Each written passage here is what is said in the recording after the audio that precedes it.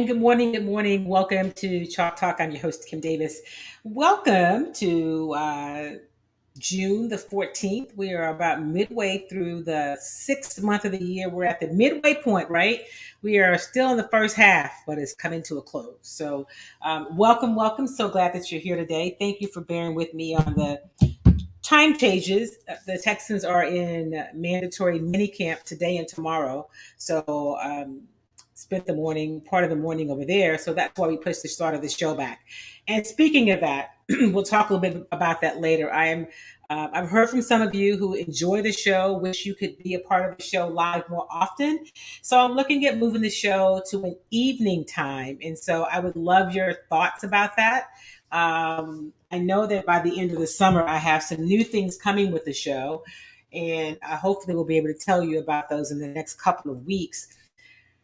But I'm thinking about moving the show to a later start, either a 5 p.m. or a 7 p.m. So if you are, whether you're watching the show live today or you are watching the replay, please drop it in the chat and let me know your thoughts about it because I really want to know what works for most of you. So thank you, thank you, thank you. And I'm going to look at one thing that seems to be, okay, I don't know what happened there, but it looked like, okay, on one of my platforms I wasn't live, but I am now. So Texans are in mini camp. We're going to talk about that. I'm going to let you hear from head coach Lovie Smith and Davis Mills today and share some thoughts about mini camp. The NBA Finals, the series is now 3-2. Golden State has won the last 2 games. They won game 4 in Boston on Sunday to even the score. I'm not on Sunday. What was that game? So yesterday was Monday. The NBA to me is done. I don't know what they're doing, why they're spacing the games out so much. I think they're losing momentum because what happens is with so much else going on, you kind of almost forget about it. So I think it must have been Friday night. It's Friday night was game 4. So Golden State won game 4 to tie the series at 2 games apiece. Game 5 was last night, Monday night, back in Golden State. Golden State won that game with Steph Curry having a bit of a subpar performance for him. But I mean, he balled out so wild in game 4. What are you going to say, right? In game 4. So now the series is Golden State leads that series, that best of 7 series at 3-2.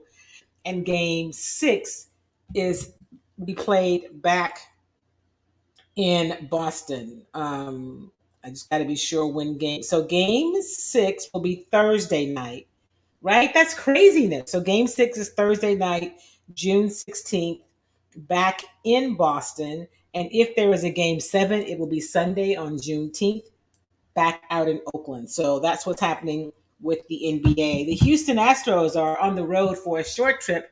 They went up I-45 North, and they're playing the Texas Rangers. They lost last night's game 5-3. They jumped out early in the first 2 innings with a 3-0 lead. Could never score any more runs. They had 7 hits last night, but they couldn't get it done. So the Astros in recent weeks, in the last week really, have kind of struggled. They are 4-6 of their last 10 games. Their lead in the AL West is now 7.5. That's because and they are the Rangers are now in second place in the AL West. They are 7.5 games behind the Houston Astros. The Angels, who were 2-8 in their last 10 after losing 13 or 14 in a row, dropped to third in the AL West. So not the finest last 10 games, if you will, as a stretch for the Astros. It's still early. I know many of you have concerns. We're going to talk about those concerns. But first, I want to go out to Texans camp. It's a mini camp. We thought they were going to be 3 days, but they're going to be 2 days today, and then they're back out there tomorrow. So I'm going to let you start off. I'm going to start off by letting you hear from head coach Lovie Smith after practice today. Our mini camp will be 2 days. We're going to go, of course, today. So tomorrow is kind of the fourth quarter. You know, most games kind of won or lost in the fourth quarter, so that's pretty important that we finish it the right way. Most of the guys have been here throughout the entire time, unless there's a good reason for not being here. Of course, Laram is here today. It's good to see him get back out on the football field. That was the final piece of this puzzle that we're putting together. Great work. I'll take your question. So that's Lovie Smith, kind of his opening statement, if you will, after practice today. I saw a couple of your comments. Welcome. Thank you for being a part of the show.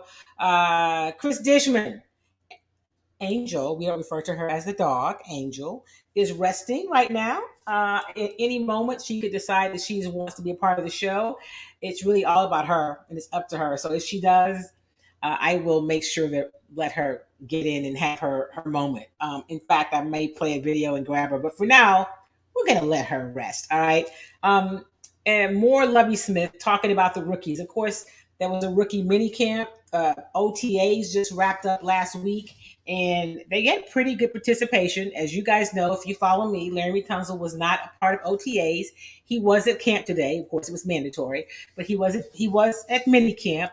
But this is head coach Lovie Smith talking about the rookies now that they're kind of all together. Now, the first week or so, hey, looking at the rookies now, they're in offense, defense, defensive huddles and making plays, and we want them to blend in. We like the class before they got here. We like them even more now. Quite a few of them will contribute this year. So that's Lovie talking about the rookies. It's mini camp. They're in shorts. We also got a chance to talk to Davis Mills. There were a couple other players, but I needed to get back, so I only got head coach Lovie and then Davis. This is Davis Mills. I asked him what has been, where he's seen the most growth from year one to where he is right now. Here's what Davis Mills had to say. I think one big thing that's helped me a lot is just comfortability out there. Just having experience and being able to make fast, smart decisions and protect the football. So he's more comfortable, and we've heard that that's a lot of what happens in the jump from year one to year two. Here's something that I think is interesting, and when you think about it, so you know how they wear the wristbands with the kind of script notes on it. So Davis didn't do that, right? So it forced him to really have to learn more of the plays in the offense. And you don't see many rookies do that. Spencer Tillman and I were talking at camp today, and we talked about that, and I was asking about what he thought in terms of what he thought. I'm sorry, somebody's soliciting. There's a cold cell in the middle of my broadcast about my broadcast. Anyway, that's where we are in this day, in this digital age. Anyway, so I asked Spencer, who's been an analyst, who's played in the league, who's won Super Bowl championship. I said, listen, how much upside do you think Davis Mills has? And he said quite a bit, if he has the right pieces around him, because he had a chance also, because he covers Spencer's an analyst in college football, and he covers a lot of the Pac-12. So he had a chance to see Davis Mills play collegiately and see him play a lot. And he says, if you put the right pieces around him, because he's going to be, he's got a pretty good arm. He's not going to make a lot of mistakes. Like, yeah, he made rookie mistakes last year, but he's not going to make he's not mistake prone. So in that sense, if with the right pieces around them, they've got a couple running backs, the line should be better. Adding, the receiver out of Alabama, I think is obviously a good move. I like the two running backs from Florida. There's the rookie, and then there's also Marlon Mack.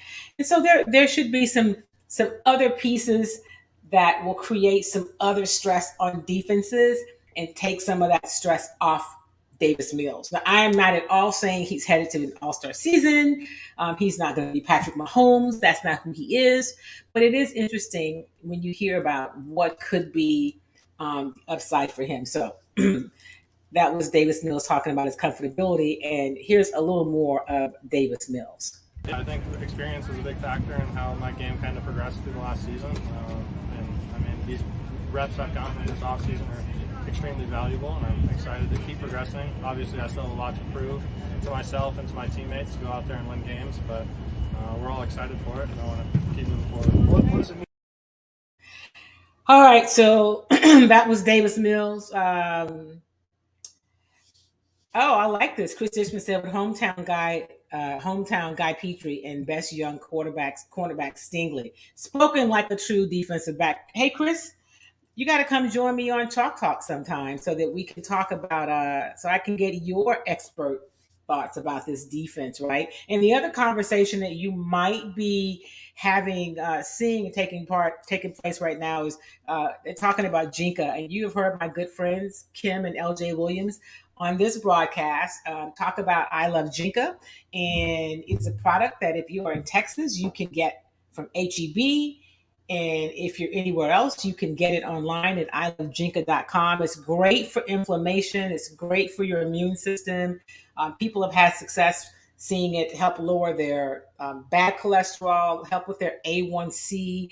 It's just an overall great thing to have for your health and your immunity. And people say a lot of stuff is natural. This is natural, right? You can see it. It's actually in the healthy living section of HEB's in the refrigerated section, and it's a food, which is why you can purchase it on with the Lone Star card because it's food. It's not a supplement. You know, it's made from natural herbs and spices. Turmeric, which is known for its properties to help with inflammation and overall wellness, is the cornerstone of that paste. So there's I Love Jinka paste, and there are also the I Love Jinka capsules. So thank you. Look, ilovejinka.com. Make sure that you see that. All right.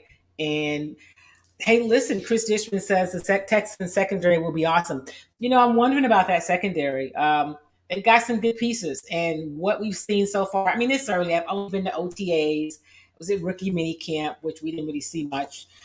And today was mini camp, mandatory mini camp. They'll have day 2 tomorrow. Then they'll have a break, and then when they come back, it'll be time for training camp, and we'll really get to see some of the layers. But I'm excited about just the changes in terms of what this team might be able to do and what how competitive they'll be. You know, I'm not saying they're going to have the turnaround that Cincinnati had, right? Because while I think that there is some upside to Davis Mills, I mean, you look at him, you go, well, he's okay, but I don't think you look at him and go, absolutely, they're going to turn this thing around and they're going to be in the Super Bowl. But I think with Lovie Smith as the head coach, the staff that he has put together, Pep running the offense, and just some of the pieces that Nick Caserio has brought in terms of talent, they're definitely going to be better. I don't know how much better we'll see, but it's just it's fun to be out at practice and not talk about crazy stuff, right? Today I was sitting there and I'm looking at my roster and I said, oh wait, Jeff Driscoll is back being a quarterback. If you remember Jeff Driscoll, kind of a journeyman backup quarterback in the National Football League, came in last year as like a third string quarterback for the Houston Texans. And late in the season, they moved him to tight end. It was so bizarre. And then they made like a big deal about it. And that at the time, the then tight end coach, I can't even remember his name, when we asked about it after they brought it up, it was like, Jeff Driscoll's and he started talking about what a great athlete Jeff Driscoll is. I don't doubt that he's a good athlete, but he made some sort of a random comparison to some of the things that Lamar Jackson does well. I mean, I'm not going to say he compared them head up because that would just be real crazy talk. But I remember that, like, what is this team doing? Why do you make that move with Jeff Driscoll? Anyway, so today I was sitting out and I'm watching camp, and so they have kind of the ones on one end and the others on the other, and I'm like, oh look, Jeff Driscoll's back being a quarterback. So at any rate, it is nice that we're not talking about some of the just bizarro things that happened last year. That happened last year. And did we talk about this last week that Romeo Crennel has retired? I don't know if that happened before last week's show, but Romeo Crennel has retired. And there's some people who are kind of being ugly about Romeo, like, his time was up and he should have been gone. Listen, Romeo provided something this team needed when they needed it. And why wouldn't he stay? You know, the last 2 years weren't really, the last year wasn't real hard for him, right? You know, he was here in the whole whatever they were doing last year. And he's got a lot to offer if they want to listen. So, yeah, get your check, do what you do. And when you decide you're done, be done. So I say kudos to Romeo, who has had a very respectable, uh, respectful career. He has been a part of football for 50 years, and I believe 39 of those years have been in the National Football League. So, I'm trying to get Romeo to come on Chalk Talk. I'll let you know. And I reminded the PR team, like, remember, tell him I was one of the nice ones. So at any rate, I don't know that Romeo remembers me aside from anyone else, but I'm hoping to get him because I just think someone who has that kind of knowledge, that history, that body of work would be a valuable guest on Chalk Talk. So I'm hoping that he will join us on Chalk Talk in the not too distant future as we kind of make our way running up to leading up, if you will, to training camp. I say running up, leading up to training camp. All right, so listen, um, I'm going to just mention this and I'm going to be done with it because some of you reached out to me individually and I don't want to. I'm not running from the Deshaun Watson story, but I've got nothing to add on it, right? I mean, you know me. When there's something to talk about, I do. What came up earlier today is that perhaps there are two more uh, lawsuits that are coming. I can't call it. Like, I don't know. I've got nothing, and so I don't have any insight. I'm not a lawyer, so I can't give you any legal advice. It's just bizarro world, and I hopefully that it comes to some sort of resolution for really everybody. Because I don't have a dog in the hunt. I'm clearly a woman. I don't want women to be abused and mistreated. I don't want to see Deshaun um, uh, mischaracterized or taken advantage of. I don't know. I don't know what to say. But this is the one thing that I will add: the fact that he got a big contract. I don't think that should have really any bearing on his guilt or innocence, or his. I shouldn't say that because it's not about guilty or innocent because he was not indicted. He was no bill, but it shouldn't have any bearing on whether somebody comes forward, right? Because of you got a new contract. I listen. Your contract and your job and what you're able to do is not my business. Deshaun's new contract. Whatever your thoughts are, if you're like, man, how did the Cleveland Browns get that dude all that money guaranteed when all this is unsettled? You can think that. You're entitled to those thoughts. But it didn't have anything to do with you, and it shouldn't have anything to do with whether or not somebody says, oh, yeah, well, he's got a big fat contract. I definitely am coming forward now. That's just me. That's all I have on it. So that's my thoughts about the whole Deshaun Watson thing. Nothing else to talk about. And when there is, at some point, the National Football League will make a decision about his future.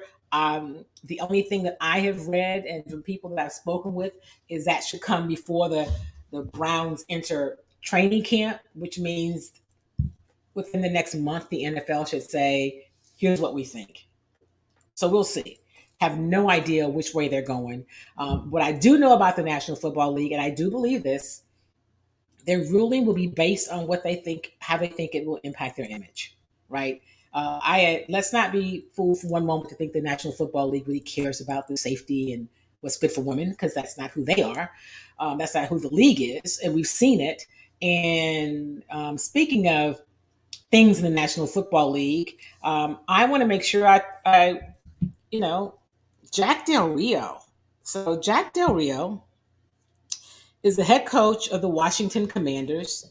Um, and I'm going to pull up because I don't want to, I'm real big on not. He, once again, like so many others have, reminded us who he is. Washington coach Jack, oh, I said Rio. Ron coach, Washington coach Ron Rivera says Jack Del Rio apologizes. Did I say head coach? I may have messed it up. At any rate, not to put them all in one category, but The head coach is Ron Rivera. Jack Del Rio is the defensive coordinator. So I did call him the head coach. My apologies. That was wrong. But the head coach says that Jack has apologized in front of the team for controversial comments he made last week. He also said that he fined Del Rio $100,000 because his comments caused a distraction for the team. And on Saturday, Jack Del Rio deleted his Twitter account. Head coach Rivera said he did not ask him to do that. So,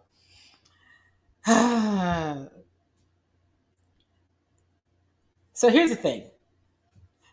The conversation was about the January 6th hearings, and what Jack Del Rio did was compared the Black Lives Matter protests in the aftermath of George Floyd's murder to the January 6th insurrection, which he called a dust up. Like, what? He said, I would love to understand the whole story about why the summer of riots, looting, burning, and the destruction of personal property is never discussed, but this is. You know, listen. Yeah, you're right, Charles. What aboutism? I cannot with these people. But here's what I will tell you. I'm certain that this is not a new position or stance for Jack Del Rio. But what we do know is that after 2016, many people who had those sorts of thoughts and opinions felt emboldened to express them publicly and openly.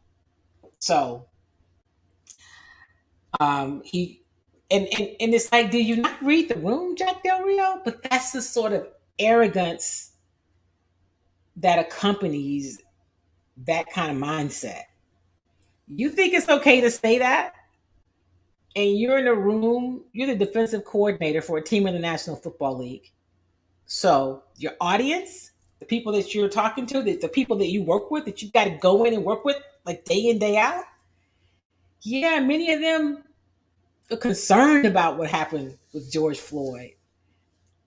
Supported Black Lives Matter protests. Some probably even participated. And you're like, it's the same. The January 6th insurrection, he didn't say that, but I'm saying that's what it was. It was just a dust up. So I don't know how many of you have had a chance to watch any of the hearings. I talked to a couple of people that said, why would I watch the hearings? I saw it happen. If you have an opportunity, I think it's important. I think it's important that they're having the hearings. Let me say this, because you can't just let an attempt to overthrow the government and democracy go without any kind of question about it, because it could happen again, right? You've got to deal with it. And I think that they're doing it in a way that is respectful, is responsible, and it's really informative. And so, listen, I think the Chalk Talk audience, you're the smartest folk out there, right? I think you are. And just, you watch it for yourself and you decide what you think from the evidence that is being presented. And let me say this, because we know much of our government is super partisan. The people who are being called in, people who are testifying, are not just Republicans, they're MAGA Republicans. So they are not, it's not a partisan attack on the former president. It is people from the inner circle, people who are very close to him. And I just think it's important that we understand it. I'm big on knowing the truth about history. And so I think that's really important. Here's the other thing. If you are not registered to vote, wherever you live in the country, I'm encouraging you to do that right now. I never encourage you who to vote for, but I do encourage you to vote. I encourage you to not just stop at voting, because you may say, well, Kim, you harass us year round about voting. We vote. That's awesome. Are you engaged? Does Do your elected officials, the leaders in your city, your town, in the state, across the country, do they hear from you?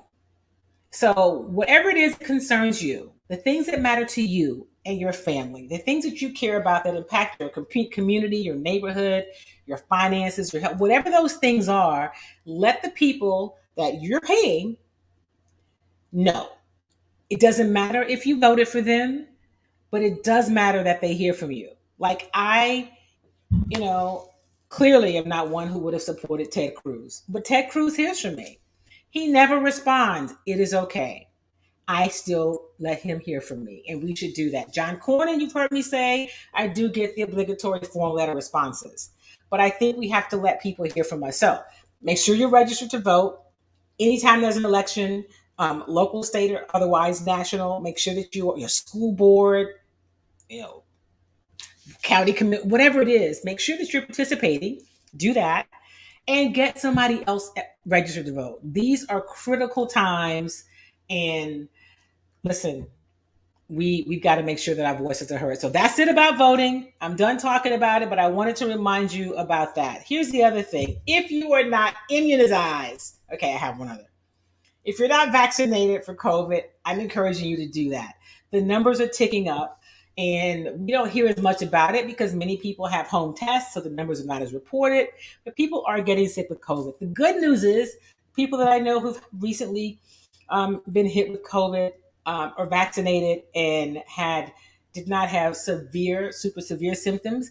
We just don't know what long COVID does. We don't know that how long it impacts you and affects you. And I promised you guys some research that I have not prepared yet, but I'm going to work on it. I was listening to a national reputable show a couple of weeks ago, and a physician talked about how there are some life insurance companies that are denying coverage to people who have had COVID because they're concerned about the long COVID. So I don't know that that is absolutely the case. I heard it on a very reputable show with a legitimate, not a quack kind of doctor. So I am going to do that research and find out from you. So those are the things that are going on with Chalk Talk. And listen, drop it in the chat if you would like for Chalk Talk to be at a later time. I'm looking at either 5 p.m. or 7 p.m. moving the show later because many of you have said, I enjoy the show, but I rarely get to watch it live because of the time of day. And so I'm looking at it. It'll still be Tuesdays. Tuesday is going to be the day moving forward. And we've got some exciting news, hopefully to share in the next week or two if we can get something kind of on paper about what's going to be happening starting maybe in late August. So heading into the fall. And listen, we've been down this road before. We've been close to things that I would tell you, listen, this is exciting. I don't want to announce it yet.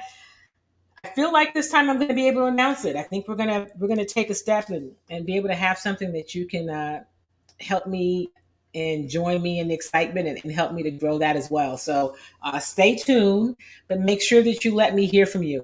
Follow me on the different platforms, wherever you're following me now. What just happened? Okay, there we go. And so Chalk Talk will probably be in the evenings. And I'm looking at maybe somewhere between 5 and 7 p.m. So weigh in and let me know your thoughts about what time. I also want to remind you that Kimmy Treats is the title sponsor of Chalk Talk. So if you have not tried our vegan popcorn, go to kimmytreats.com and please do that. I don't think you'll be disappointed. Hey, it's a great treat, especially in the summer. Something you can have that's not too heavy and it's healthy. It's a good treat. Some of you have asked me about the body butter. So here's the deal with the body butter. When I was in Ghana, I did source some new shea butter to make my product with. But now that it's so hot, if you order body butter, it is going to come and probably be melted. You can set it in the refrigerator and so that it kind of reconstitutes.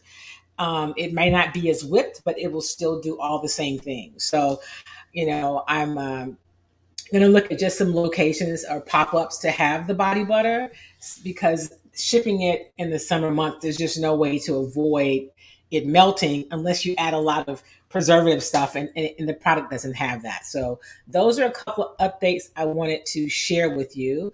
You're in California, and this is early for you. Okay, I appreciate you, Miss Carolyn, and you're always here. So thank you for that. Looking at 5 o'clock or 7 o'clock p.m. Central Standard Time. So that'd be 3 o'clock or 5 o'clock. So let me know the times that you guys have in terms of preferences. And I'm also adding a new show, a new podcast called Conversations, Candid Conversations. And I'll tell you more about that. And I will be launching that in the next week or two.